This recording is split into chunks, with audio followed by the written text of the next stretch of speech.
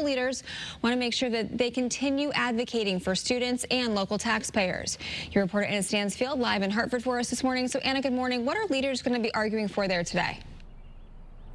Okay, good morning. For more than a decade, state funding when it comes to education for districts across our state has stayed at a flat rate. Now, these local leaders say that's not fair because in recent years, inflation has made costs continue to skyrocket, and it's why today they're calling for change. This all has to do with the ECS, or the Education Cost Sharing Formula. It's a Connecticut-based funding formula that hasn't been changed since 2013. Right now, that formula says the cost to teach your average student is about $11,500. Realistically, though, with an increase in costs in recent years, local school leaders say that cost has jumped to about $16,000. To cover the increases, they say the burden has been placed on local towns and cities to make cuts or raise taxes to make sure local students are still getting the education they deserve, but they want that to change.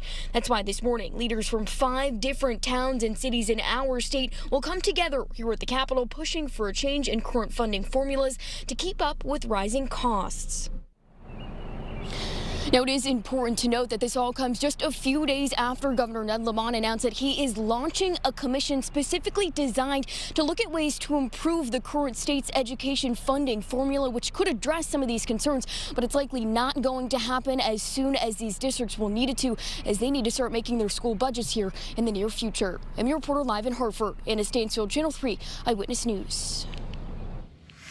All right, thanks, Anna.